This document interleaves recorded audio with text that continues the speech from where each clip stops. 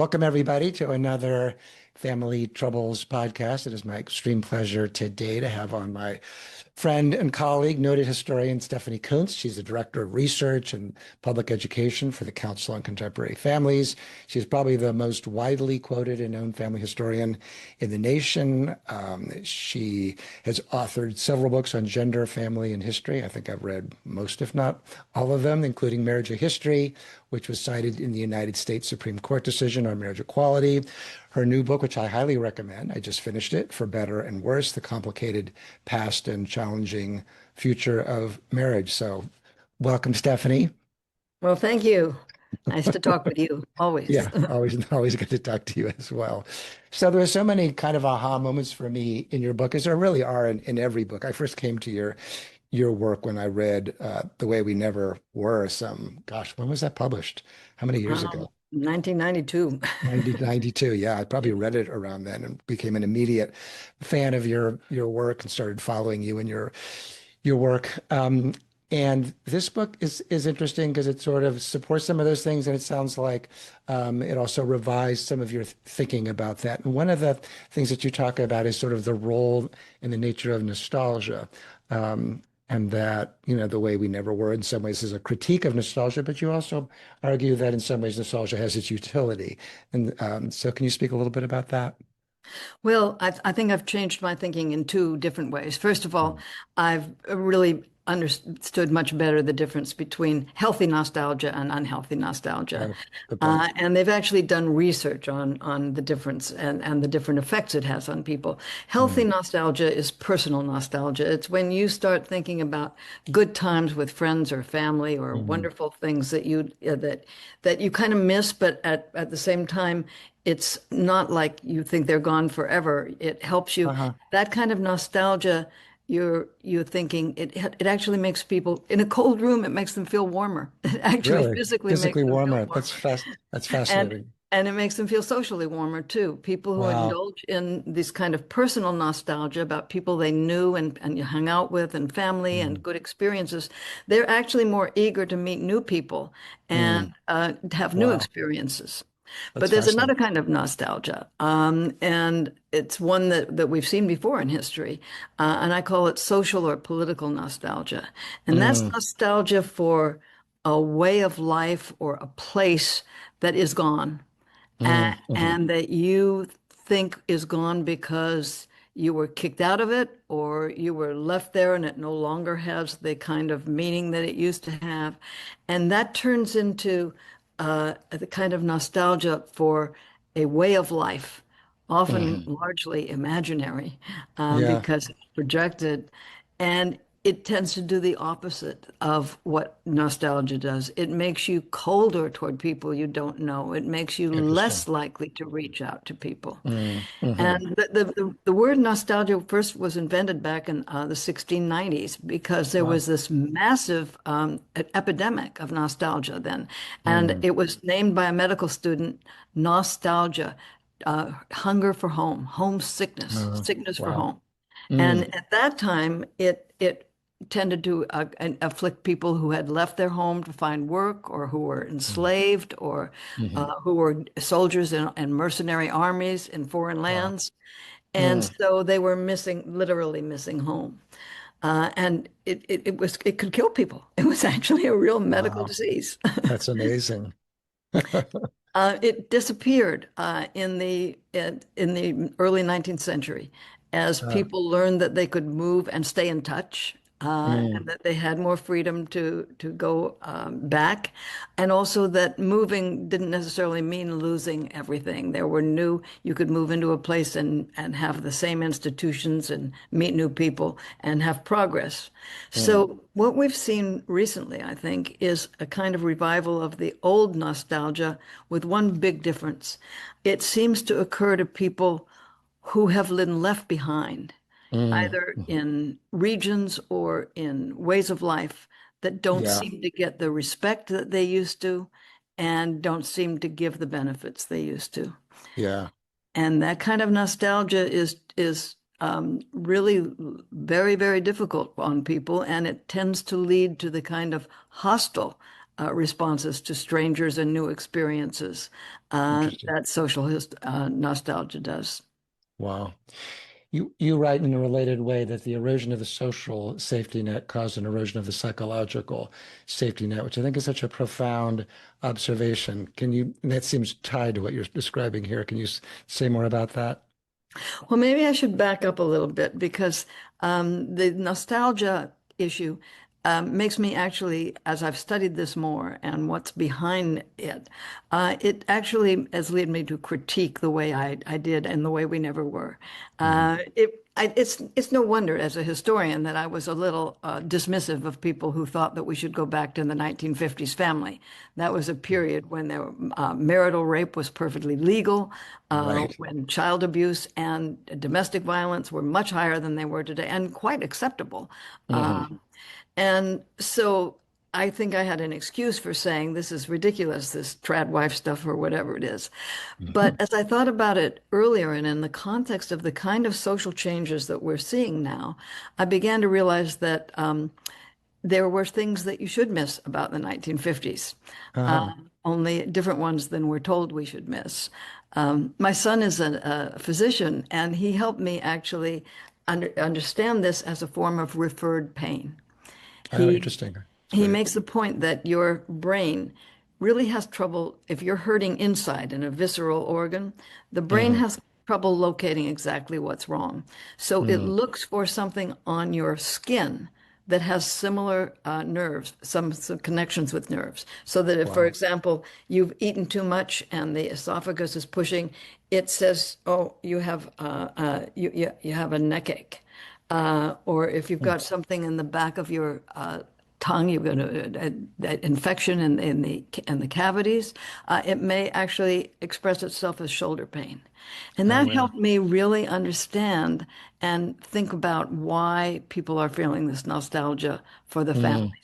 We feel the losses that have occurred since the 50s in the families. Mm. Hmm. But that's not where they originate.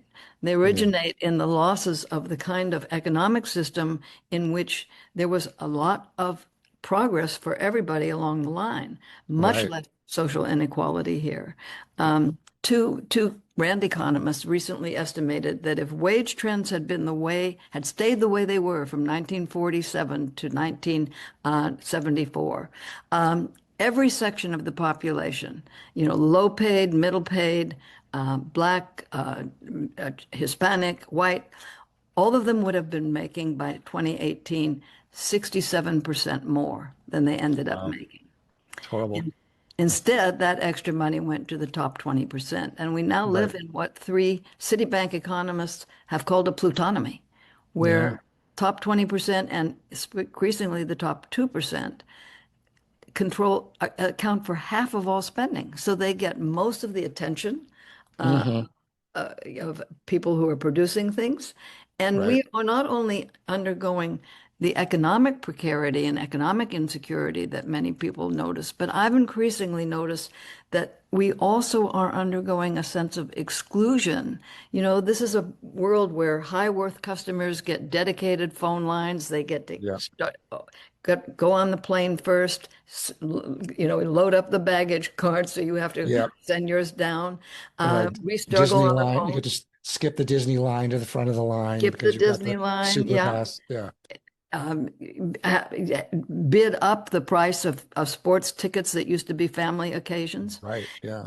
And one of the things that we're finding is that this kind of sense of social exclusion and not being respected, that hits the same areas of the brain as physical pain, Yeah. but it doesn't cause one to ask for help. It causes more aggressive responses. So, Mm-hmm. so that's how I've changed my thinking on nostalgia. And although I think that it's really important that we educate people that you do not want to go back to the trad wives of the 1950s, that we be respectful of the kind of economic pain that they are having and that elites have been very insensitive to. Yeah. Well, I think that explains your statement that the erosion of the social safety net, which was much more developed and extensive during that post-war period until the mid to late 1970s, has gotten completely eviscerated in the neoliberal order that people could feel much more confident and relaxed and happy in the way that they do in, say, the Northern European countries and Japan and other countries where there's lower social inequality. And so they don't have, so the deprivation of that has caused so much more anxiety and depression and mental illness. And so that it's understandable that people would long for an earlier time where it seemed like things were at least progressing, and they were, right? And it comes at a time, and that I think is really important. People are all the time saying, oh, Americans don't value marriage. Right. Actually, we have much higher standards for what we want out of the marriage relationship than ever before. We Mm. really want it to be an egalitarian, mutually supportive relationship. But those kind of relationships take work, they take patience, they take the time and the confidence in your future so that you can negotiate and work on those things. So just to the time that we've established actually these higher expectations of marriage, we are experiencing this precariousness that makes us much more tense about things, that makes us worry, what can we do for our kids, that makes Yeah. us fight with each other over who's doing what and more in the house with our Mhm. egalitarian aspirations and what I call the earworms of the past that are hard to shed and especially hard to shed when you're under pressure. Absolutely. Yeah. They may not know the research that you as a psychologist know or the sociologist know about how lack of time and lack of money erode the quality of people's ability to communicate even effectively. Right. But they've seen it in action. Yeah, absolutely. Yeah, it's much harder to be happier to bring your own sort of patience with your partner or ability to communicate if you're worried about the next paycheck or how you're going to support your kids if they have to go to college or pay for preschool or any of these things. They have enormous weight in ways that I don't think the average American thinks about. And then they get preyed upon by political parties who sort of say, well, the issue is immigrants or your neighbors or other people. So it's really a misattribution of cause, which is tragic. Yeah, and I think it helps explain a really interesting paradox of marriage. Divorce rates of people who do marry have been falling since 1980. They're actually lower than they were in the 1950s. Really? Wow. Yes, I but didn't know but that's the count, the number of people who marry who get divorced. that. Hmm. The problem Mm. is that Oh. nowadays most marriages begin as cohabitation, and Mm. what we're finding is that lower income couples, people who are under this kind of economic stress, actually recognizing that they need to do something about that, they move in together with the intention of marrying, but with the idea that we have to meet an economic and emotional and security bar before we marry. Mm. And Hmm. when they don't meet that, they break up, often because of the kinds of pressures and tensions and behaviors that people take under stress that are not good for relationships, whether that's drinking Hmm. too much or using drugs to escape it. And so Right. there's very high breakup rates of cohabitors who intended to marry when they came. And I think that's a Yeah. reflection of the economic problems. Mm. So it's marriage has become increasingly a luxury good, only available to those who have the resources to do it and succeed in it, right? I mean, yeah, it's more than a luxury good, of course, because when it works, it can really help you. This is, Right, for again, sure. one of those Right. other paradoxes. A good Yeah. marriage is very, very good, both emotionally and economically for people, but a bad one can be worse than it can be as bad as it gets. That's true.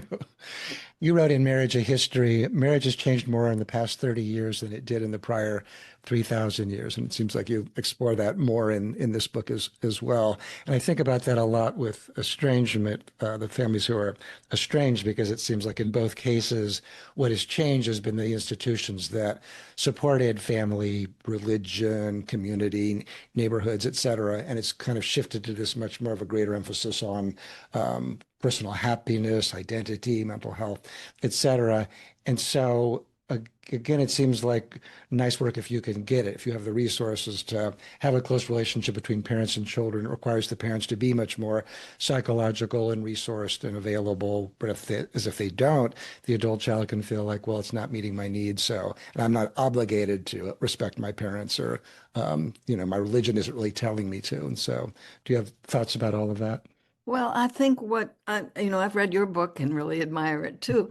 And I think really now that this is the first time it's occurred to me, you too are dealing with a form of referred pain.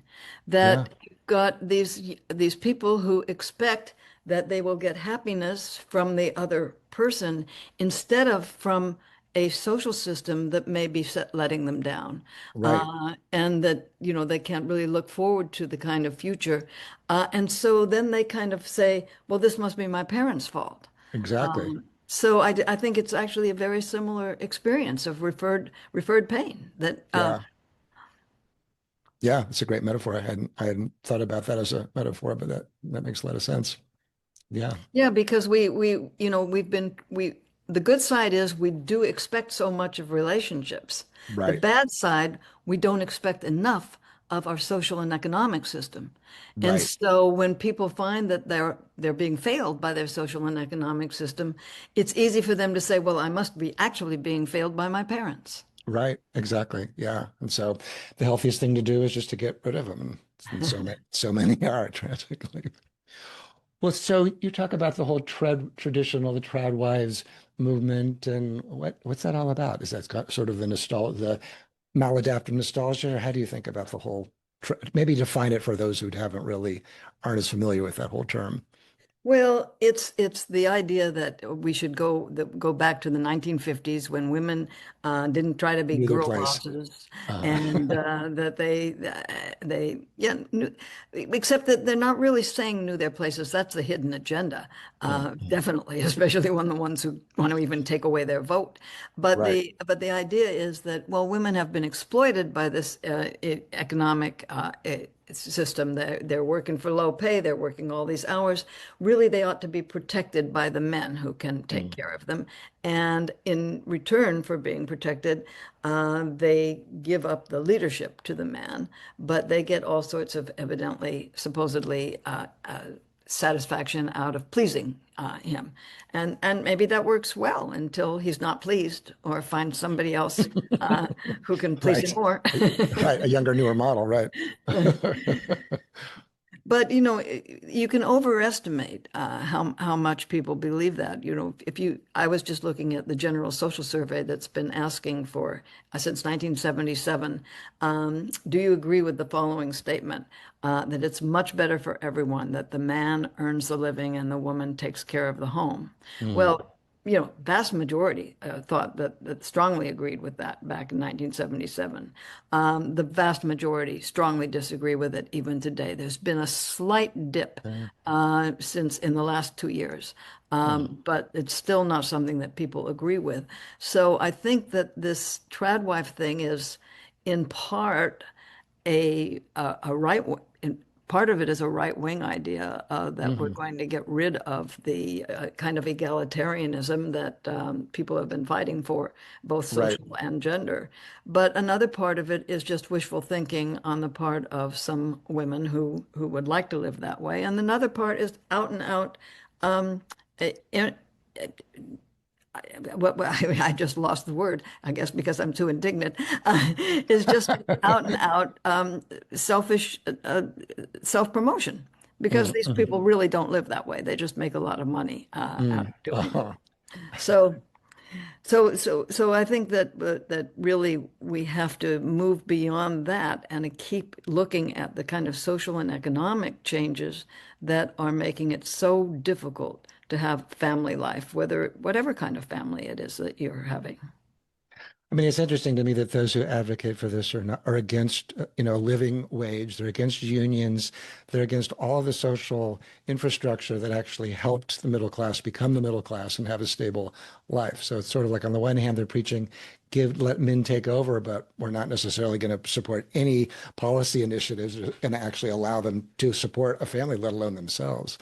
So it's, Yeah, I spend one of my chapters really digging into the very, very unholy alliance that developed in the early 70s between millionaires and wealthy families and corporations who were tired of being pressured to, take it easy and kind of share the Mhm. wealth a little bit, Right. Yeah. and right-wing conservatives who were threatened by the rise of the women's movement.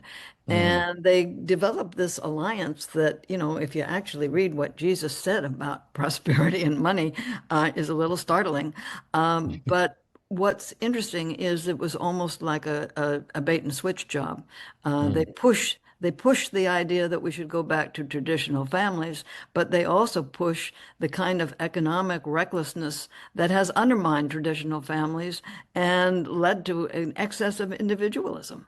Right, exactly. Yeah, the hypocrisy is stunning in terms of that. So, well, in your book, you talk about that there's two big challenges to marriage today. What would you, how would you describe those two big challenges? Well, we've been talking about one of them. One of them is the economic inequality, which has now reached levels. A year ago, I would have said not seen since the Gilded Age, but as of 1925, they've greatly surpassed the Gilded Age. It's horrible, yeah. There are 45 families, according to Fortune, who are worth more than $45 billion. Oh my And God. I sat Wow. down and figured out how long it would take them, complaining about taxes, to run out of money. If they spent $1 million a week, it would take them 190 years, each of Oh my them. God. Wow. So I don't think they're really as hard up as they're pretending to be.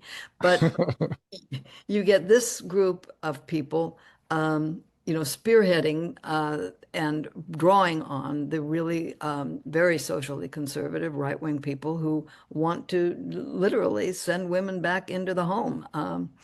And as I Hmm. say, we tried that before, and it takes a hell of a lot of repression, and even then, people eventually fight back. So, one of the challenges to modern marriage is the difficulty of finding time and enough economic security to actually Mm. build a family life.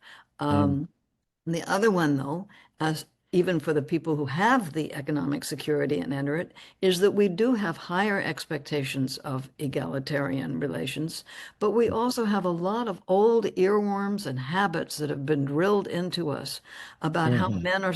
men are naturally and how women are naturally. One of the funnest things about doing the research for this was to find out how recent these ideas are. For Yeah. example, women didn't used to do emotion work. They weren't the emotion work in patriarchal societies, in real patriarchal aristocratic societies, was something the lower class did to the upper class. Males Fascinating. and females, really watched what the feelings were of the upper class and tried Uh-huh. to assuage them and they did nothing of the same to the lower class. It was not, and men did as much emotion work as women in that way. The other thing that's really interesting is to think how recently we developed this idea that men are stoical and that they Hmm. have all everything the manosphere tells you. Well, Right. you Yeah. send a manosphere person back to the early 19th century, and he would think that the most leading men of the era were total wushes and wimps, not to be given a tampax, as they say. Because if you look at 19th century men and early 20th century men, they had no problem talking about their emotions about each other. They would write Hmm. letters about how deeply they loved the friendship, about lying down together in bed and resting together. No, Yeah. they would be, they would say things to their loved women like, "Where thou art, that is a sort of death." I used to have my students sometimes read these letters aloud, these love letters that we have left over, and the guys would get so antsy they would shift in their seats and they'd flush, and the girls would say, "Well, what's the problem with you men?" So there's an extent of emotionalism in the past that was not incompatible with masculinity. There's Yeah. a wonderful picture book. When photographs first started taking, men would photograph themselves with their friends sitting together, sitting on one another's lap in chairs. Oh, wow. This went Hmm. on until the early 20th century, when we ironically discovered and welcomed the development of heterosexual desire, but again got paranoid about how non-sexual affection could lead to homosexuality. Hmm. The one thing I wanted to add to, though, that I've been thinking about a lot, until the late 19th century, the opposite of masculinity, of manhood, was considered childhood. Yeah. And it's only in the late 19th century that masculinity starts to get defined as the opposite of femininity, of womanhood. Hmm. And I think this has been a really serious problem, um, Hmm. especially as women have gained freedom to do things that men used to do. I mean, it was one thing to say, okay, manhood is the opposite of womanhood. We protect, we serve in the army, we do all these things that women can't do. Right. We Right. work strenuous jobs. But then women start doing strenuous jobs. They start taking risks. They start engaging in sports, and they even become military heroes. So then, how do you prove that you're a man? How do you prove that you're the opposite of a woman? Well, I Hmm. think a whole group of people have decided it's by showing how toxic you can be. Hmm. Right. Yeah, absolutely. Well, I also liked your critique of sort of the evolutionary psychology because the evolutionary psychology view as well, women are attracted to muscular men because they're more likely to be in a provider role, and men are more attracted to women because of their youth and beauty and their ability to procreate and the like. And you're saying that your study of other cultures and tribal cultures in particular doesn't necessarily support that view. Is that right? Oh, yeah, that was another really fun part of the book. Yeah. First of all, it's just nonsense that we know that women were wanted because they had this low waist, the big Right. waist hip ratio. I Yeah. spent some time in the book explaining that. It's maybe too complicated to go in here, but the best illustration of it is the fact that when you show that a woman with that kind of curvy body and very slender waist to men in horticultural or hunting and gathering societies, they assume that the woman is sick, that she must be very ill. One of them said she must have a very bad case of diarrhea. The the other Wow. thing that I think was delightful was they then took a picture of a woman and a man, and they went to different cultures at different levels of subsistence, and Hmm. the same person first they altered the regular picture, then they altered it to become more masculine or more feminine. Hmm. And they asked people in these cultures what they preferred. It's only in the very advanced industrial market economies that they wanted the most masculinized man and the most Interesting. feminized female face. In Hmm. other cultures, women much preferred the feminized version of the man's face, and women Interesting. preferred the masculinized version. So Wow. these sorts of things are very cultural and very class-based too, because Uh-huh. when what is a sign of luxury? When you can cinch your waist in so much that you probably would fall over if you tried to do heavy labor, and Right. get a long fingernails, and all of that shows that you're a lady of leisure. And Right. I think these are not built-in hereditary beauty standards. They've been imposed on us by a culture that values how much you can show off, how much you own. And Right. increasingly, we're seeing women showing off how much they can change their looks, not necessarily to be beautiful, but just as to show that they have the money and to look like these artificial mannequins. Yeah. No, it's a very troubling development. Well, didn't it used to be the case that portliness was considered a sign of wealth, at least for men? I don't know for women as well, but yeah. Yes, in many societies where food is scarce, that's a Uh-huh. beauty standard, Right. not the idea that you can starve yourself. That's a Right. luxury of a rich society That's that you right. can diet. Right. Exactly. So funny. Well, speaking more about the whole feminization thing and masculinity, one of the other things that you talked about was the way that a guy could talk about his mother in these really loving, affectionate tones that we would consider today to be practically incestuous.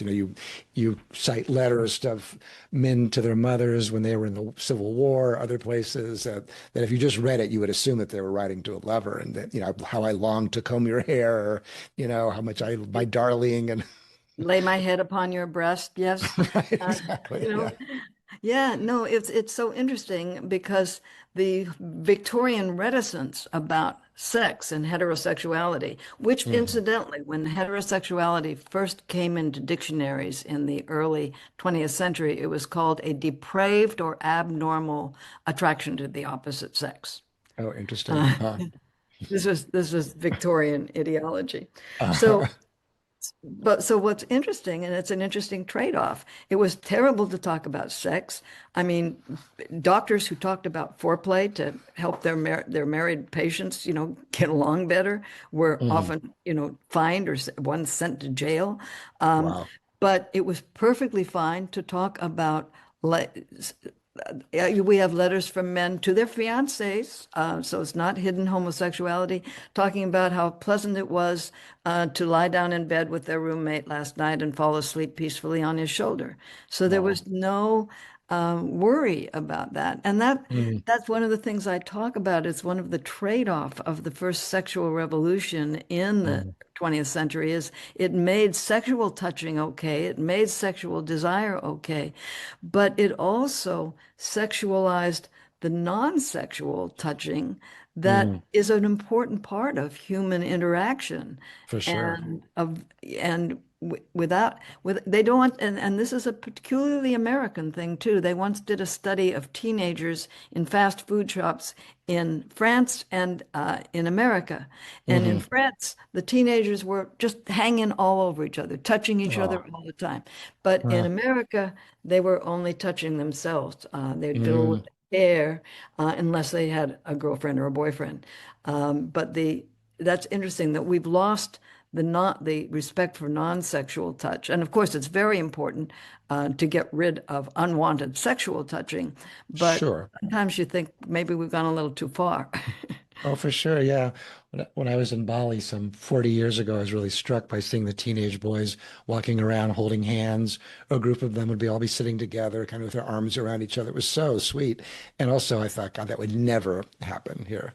It would just Right. be, they'd be humiliated and teased endlessly. And it's tragic because affection is really such an important way to bond. So, Yes. yeah. Um, well, thinking more about the issue of motherhood, yeah, I think you're right that in the early 20th century we began to fear motherhood as sort of a pathway to feminizing men and the like, and then psychologists jumped in the mix and said that an overly close relationship can lead to homosexuality or schizophrenia or feminization of men and the like, and what caused that to develop? At what point did we become afraid of motherhood? Well, I'm not sure that we were afraid of motherhood. It's just that we were, and in fact, that's when we started really idealizing it and romanticizing it and telling women, that's the Mhm. goal of your life. Uh-huh. But what we did do is we wanted mothers not to raise boys who were gentle. Hmm. The whole thing started as an idea that, these mothers were being too loving with their Hmm. sons and letting their sons be too loving with them. Yeah. And the more that the emphasis was on that masculinity is the opposite of womanhood as opposed Mm. to boyhood, the Uh-huh. more women were chastised for Mm. allowing affection with their sons.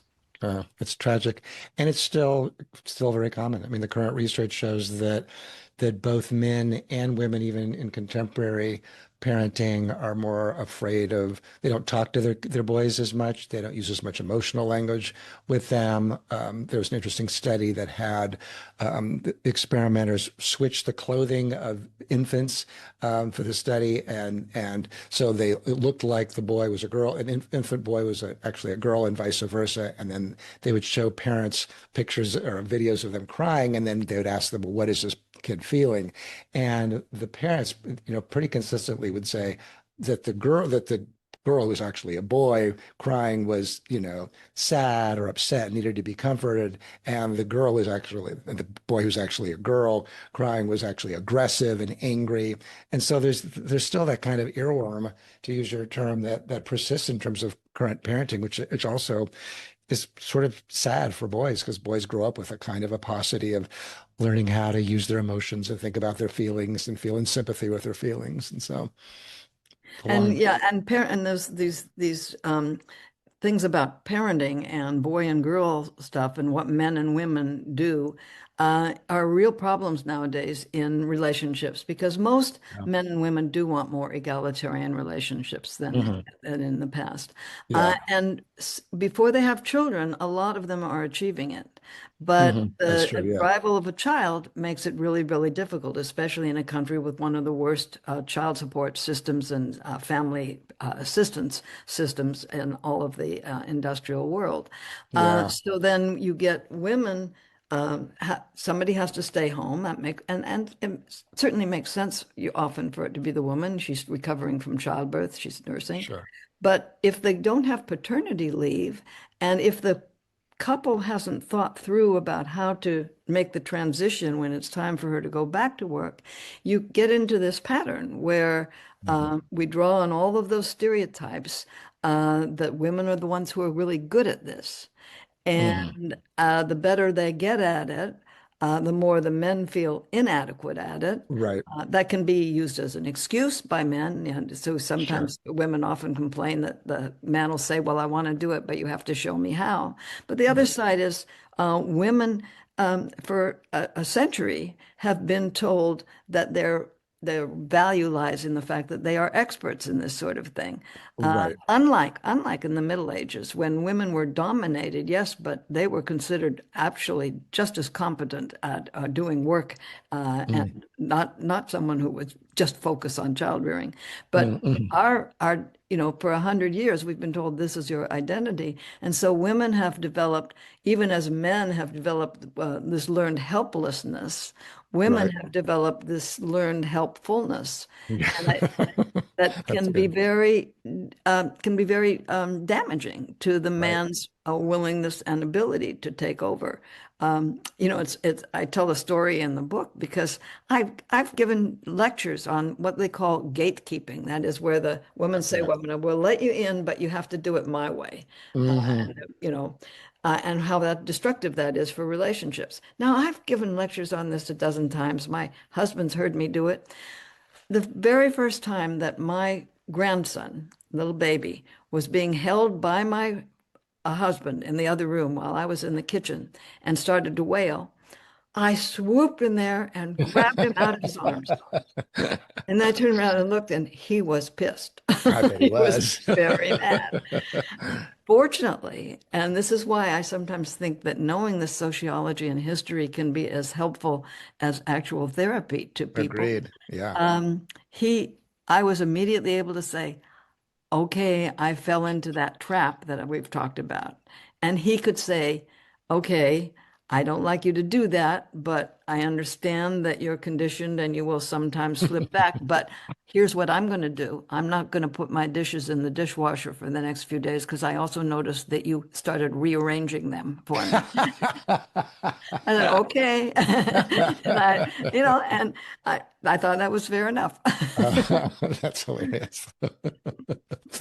Um, well, speaking of the gender differences, one of the things that you talk about in your book is that women were never simply dependents in this kind of current model of women needing to be dependent. And then it's certainly true, but you talk about in the more sort of pre-industrial age that women were really equal participants in terms if they weren't, if they were, yeah, doing pretty much everything else on the farm. And yeah, do you want to just say a little bit more about that? Yeah, and the idea that there's such a thing as a male provider or a male breadwinner, that Right. really didn't come into being. You don't hear the word male breadwinner until the 1820s, Mm, and it's interesting. very rare even then. If you Uh-huh. look at the feudal patriarchy in the Middle Ages or just even colonial America, men and women had to be they called each other yokemates, meat Mm, helps. mhm, Now, I'm mhm, not idealizing it. Males were definitely the bosses, and mhm, mhm, they could come down very hard if a woman disobeyed them. But there mhm, was no sense that women were delicate flowers who couldn't make these decisions. In fact, a mhm, mhm. woman who cross-dressed and acted like a man or a deputy husband, as long as she was looking out for the interests of the family, was highly respected. Oh, interesting. Yeah, Mhm, so you don't have the same idea that you have nowadays that women should be feminine and retiring. mhm. In fact, if you wanted to have slogans, the slogan of patriarchy was "Women are very capable but conniving, and so we need to protect ourselves from them." And Oh, then interesting. democracy comes along, and the market economy, and men move out, and they don't let women move in. But you can no longer say that somebody is born to be, we believe in equality. So how do you Hmm. explain it then? You say, well, it's for the protection of women. And women are communal and they're virtuous, but they're vulnerable and we're going to take care of them. So it's Interesting. a kind of trap that in the long run, it's certainly not as brutal as patriarchy, but it's an equal trap that we find even now as women try to advance in the work world. Their communal reputation gets Mm. them assigned to things like being human resource people, but Right. not people who can take strong action. Yeah, it's interesting. Speaking of the earworms, right? Yeah. Well, the other thing that you talk about in your book that you said that there are striking parallels between the culture wars of the 1920s and the 2020s. Yeah, can you say more about that? What are the striking Well, parallels? it's obviously that the one of the parallels is that big changes in gender and sexuality are very threatening to people, and Mhm. I try to understand that. I mean, I'm not someone who says you just have to change your mind overnight on these sort of things. Gender Sure. is the very first thing we learn Mm. about somebody else, about what we can expect from them, how we should treat them. And it is disorienting people not to do it. And Mhm. it was very disorienting back in the early 20th century to have women dressing in some of the same clothes that men did, going out, Mhm. doing these things. And of course, racial relations changing and, blacks inserting their right to go out in public. And Mhm. it led to the same sort of fears and paranoid and conspiracies. And they're actually tremendous parallels. I mean, you had the same idea that other countries were sending rapists and criminals Mhm. to take over, and so you had to get rid of people of other colors. You had the idea.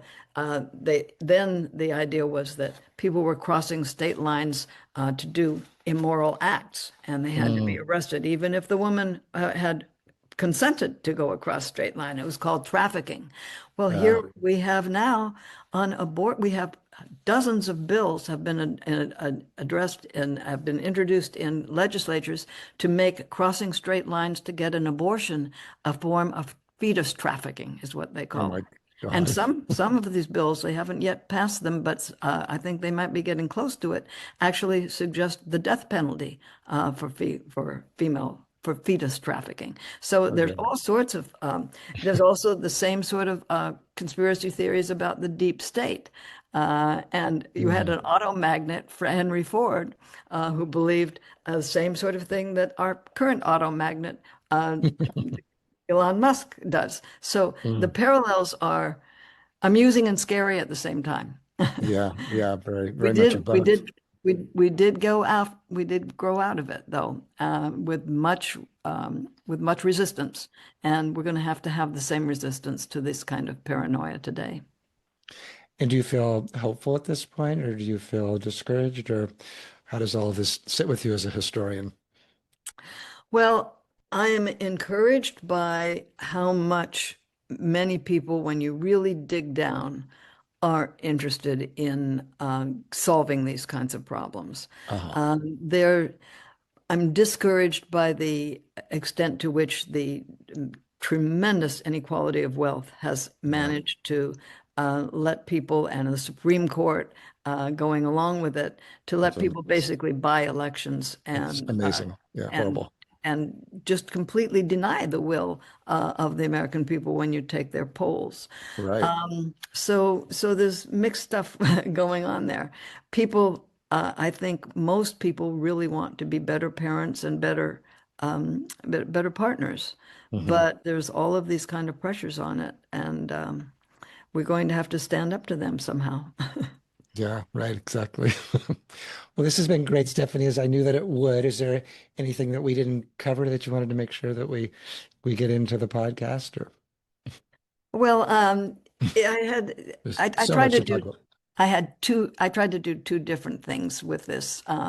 One, to bust a lot of myths. And Yeah. there's really, even among feminist myths, like the idea that Mrs. is a heritage of patriarchy. It's actually an Right. invention of democracy. Those were Hmm. kind of fun. But the Yeah. challenge is to really acknowledge the pain and the grievances that people are feeling, but to try and explain them in ways that say you've been misdirected as to what your enemy is and to why you are feeling this way. That Yeah. took a lot of research. It was very Hmm. trying, and I'll have to leave it to readers to decide whether I, uh, I explained it, but I wanted to model for people who agree with me Hmm. how not to talk about it, how not to blame people for having these, but to actually empathize with the pain they feel and try to find ways to explain that the problems are coming from a different source than they think. Yeah, no, I think it's really useful. And it's an excellent book.